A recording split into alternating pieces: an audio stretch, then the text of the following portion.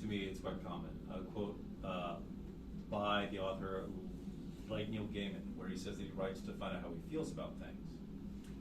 Une citation que j'aime. A novel is a conversation that the writer has with themselves. It's themselves as they set up a model to talk to themselves through several different kinds of like voices and perspectives. And I often feel like a magpie, and that I have to steal from all these types of genres to get the tools that I need to like address the questions that I have about ourselves right now.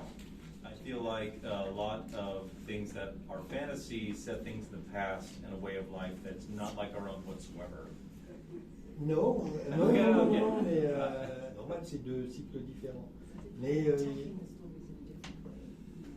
yeah, I think when it came to, so like at the end of writing All the Divine Cities, a lot of people kept asking me, but how does the magic work? Because the gods say it does. That's just that's just how it does, man. Yeah. How magic is supposed to work in a fantasy story. And I got really kind of fixated on Harry Potter.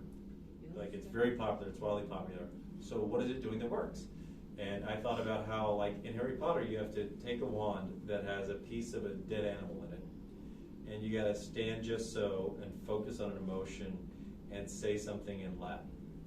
I'm trying to think about a system of magic that would feel more scientific a little bit, that someone could actually try and discover. And I realized that the way that magic really works in all stories is it's a series of instructions that you feed to the world to make it change. First idea was that I would write a magic system that was a little bit like law, like legal code, and have all the wizards actually act like lawyers with their little like briefcases and their wigs, and have them read each contract that was fair to the world and look for loopholes. I realized I didn't want to be the John Grisham of fantasy books. I don't know if you guys know who John Grisham is. J'avais pas envie de devenir le John Grisham de la fantasy. And so, but I realized that the system that I was looking at was a lot like code. And code was something that I have to deal with in my own work.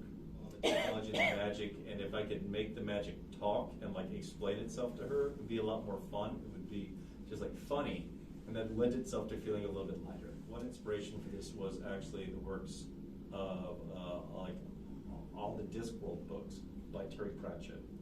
Et Terry Pratchett a été vraiment une grande inspiration pour moi. Which can be quite funny, but can also be terribly serious at times. Et ce que j'aime, c'est que c'est à la fois très amusant et en même temps très très très sérieux. Inspiration for Stairs actually was Jonathan Strange and like Mr. Norrell. Donc Jonathan Strange comme grande influence pour la Cité des Marches. Mr. Norrell aussi, Yeah. de Susanna Clark. Yeah, and I actually want to do footnotes, and my editor said no. I mean, it's pretty clear. But I had the idea of trying to fold in such a world into a John Le Carre novel.